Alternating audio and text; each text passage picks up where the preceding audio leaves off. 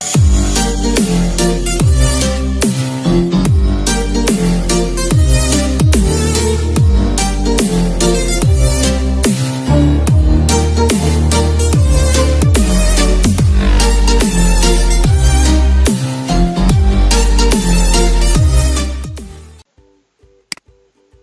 वालेकुम dear viewers, welcome to learners point. Learners point में हमारा अली का है। Today we will learn the future tense to be. अज असी फ्यूचर टेंस टू बी यानी ज़मान मुस्तक़बिल हुजण सिखंदासीं। अचो त सिखूं। फ्यूचर टेंस टू बी ज़मान मुस्तक़बिल हुजण। Definition: future tense to be shows state or existence of subject in future। वस्फ याने नी माना थींदी ज़मान मुस्तक़बिल हुजण फ़ाइल जी हालत या मौजूदगी खे ईंदड़ वक़्त में ॾेखारींदो आहे। नोट नंबर पहिरियों, हिन ज़मान जा सिंधीअ में हुजण वारा फ़ेल थींदो, थींदा, थींदियूं, थींदुसि वग़ैरह आहिनि। इन जा टू बी वर्ब सिंधी में इहे आहिनि। नोट नंबर 2 आहे, ही ज़मान हालत ऐं मौजूदगी ॾेखारींदो आहे। मतिलबु हिन ज़माने में बि तव्हां ॿ शयूं पढ़ंदो, हालत ऐं मौजूदगी। असां हिन में कम जो ज़िक्र नथा कयूं, सिर्फ़ु हालत ऐं मौजूदगी जी ॻाल्हि था कयूं। नोट नंबर 3 आहे, हिन ज़मान जा हुजण वारा फ़ेल विल बी ऐं शल बी आहिनि। ऐं अचो त ॾिसूं उहे कीअं। हिते तव्हांजे वर्ब्स लिखियल नज़र थो अचे। हिकिड़ो आहे शल बी। शल बी पाण त कहिड़ा फाइल थो खणे सब्जेक्ट्स। हिकिड़ो खणे थो आई, मां, ऐं ॿियो वी, असां। मतिलबु त शल बी सिर्फ़ु ॿिनि सां लॻंदा, आई ऐं वी सां। उन खां पोइ आहे विल बी। विल बी पाण सां गॾु छा था खणे? He, she, it, you, they, plural name and singular name माना ही, हू, शी माना हूअ, इट माना इहो, यू माना तव्हां या तूं, दे माना उहे, प्लूरल नेम माना जमो नालो एंड सिंगुलर नेम माना वाहिद नालो। अचो त हेठि फॉर्मेशन सिखूं। फॉर्मेशन आहिनि, पॉजिटिव सेंटेंस जी फॉर्मेशन आहे।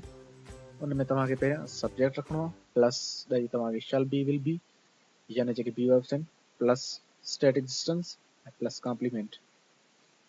असां सब्जेक्ट में सागर रखियो आहे ऐं बी वर्ब्स में विल बी ऐं स्टेट एक्जिस्टेंस में द सर्वेंट ऐं कॉम्प्लीमेंट में ऑफ हिज नेशन यानी सागर पंहिंजी क़ौम जो ख़िदमतगार थींदो।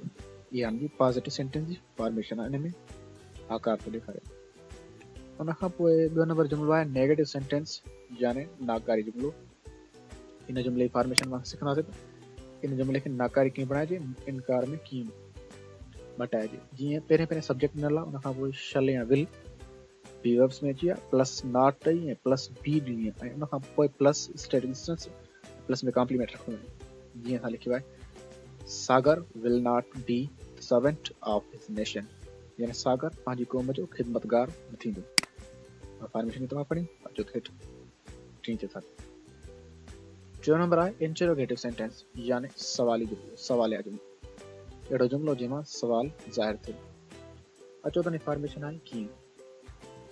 पहिरियां असां शल विल रखणो आहे, प्लस में असांखे सब्जेक्ट ॾियणो आहे, प्लस में be, plus state existence plus complement. जुमिलो कुछ फॉर्मेशन में हीअं बीहंदो।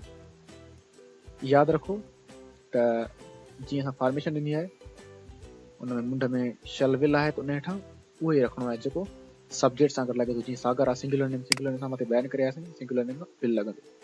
ठीकु। ऐं बी जे हेठां बी रखणी आहे ऐं स्टेट एक्जिस्टेंस हेठां द सर्वेंट ऐं प्लस में कॉम्प्लीमेंट ऑफ हिज नेशन यानी इहो थींदो विल सागर B the servant of his nation यानी शाह सागर पंहिंजी क़ौम जो ख़िदमतगार थींदो।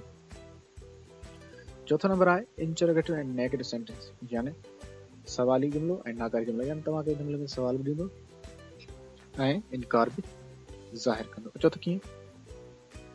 शल oblique will plus subject plus not plus be plus state existence plus complement.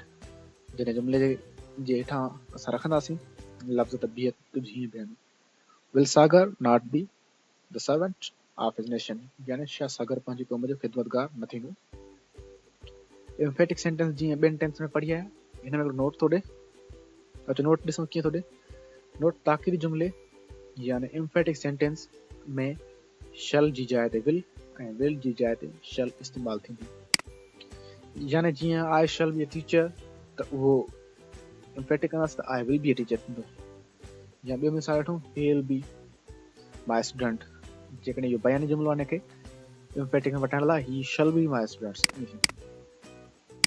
अक्सर करे हूअं रैंडम मार्टिन ॾिए थो त शल जो इस्तेमालु ऐं विल जो इस्तेमालु, शल ऐं विल जी माना ॿी साॻी थो ॾेखारे ऐं शल जेको आहे घटि फॉर्मल आहे। बहरहाल ब्रिटिश इंग्लिश में हले थो पियो अॼुकल्ह, अमेरिकन में हिन जो वजूद न आहे। अच्छा, त जुमिला पढ़ूं हुन जा कुझु। हिकिड़े पासे मौजूदगी एग्ज़िस्टेंस जा जुमिला आहिनि, ॿिए पासे हालत स्टेट जा जुमिला आहिनि। पहिरियों आहे, मां मरीज़ सां अस्पताल में हूंदुसि, I shall be in hospital with patient. ॿियो नंबर आहे मौजूदगी जुमिलो, हू ओताक में हूंदो, he will be in guest room. ठीकु। टियों नंबर जुमिला आहे, हूअ घर में पंहिंजी साहेड़ियुनि सां हूंदी, she will be at home with her buddies. चौथो आहे, उहो त पिंजरे में तोतो हूंदो, इट शल बी पैरोट इन केज। पंजो नंबर आहे, तव्हीं त कराची जी क्लिफ्टन में हूंदव। हिनजे हेठि इंग्लिश पढ़ूं था, यू शल बी इन क्लिफ्टन ऑफ कराची। अचो त हालत जी जुमिलनि खे पढ़ूं, कुझु हिननि जा मिसाल वठूं, वरी हुननि जा कुझु हेठि था वठूं। नंबर पहिरियों आहे, मां हिकु सुठो डॉक्टर थींदुसि, I shall be a good doctor. ॿियो नंबर आहे, हू मशहूरु लेखक थींदो, ही विल बी फेमस राइटर। टियों आहे, हूअ हिन शहर जी वॾेरियाणी थींदी, she will be landlady of this town. चौथो आहे, उहो नसीराबाद जो बाग थींदो, it will be the garden of Nasirabad. पंजो आहे, तव्हीं शहर में चालाक थींदो, यू विल बी क्लेवर इन सिटी। और चौथो जा कुझु हेठि मिसाल पढ़ूं। उनमें वरी बि हिन पासे जीअं ॾिसी रहिया आहियो, हे जेको सॼो हिसो आहे उहो एग्ज़िस्टेंस जा जुमिला लिखियल आहिनि, हुनमें मौजूदगी जा। अचो पहिरियों खे क्लियर कयूं, हे त पढ़ी वियासीं। छहें खे अचो, उहे घर में ॿारनि सां हूंदा, they will be at home with children. सतों आहे, असीं स्कूल में हेड मास्टर सां हूंदासीं, we shall be in school with head master. अठों आहे, किने पाणी में मच्छर हूंदा, there will be mosquitoes in dirty water. अचो त हाणे असां स्टेट जे जुमिलनि ते हलूं। पहिरियों 6 नंबर जुमिलो आहे, उहे अंग्रेज़ी में माहिर थींदा, they will be expert in English. अठों आहे, असीं पाकिस्तान जा सिपाही थींदासीं, we shall be the soldiers of Pakistan. ऐं 8 नंबर जुमिलो आहे, बख़त लाड़काने में वकील थींदो, बख़त will be lawyer in Larkana.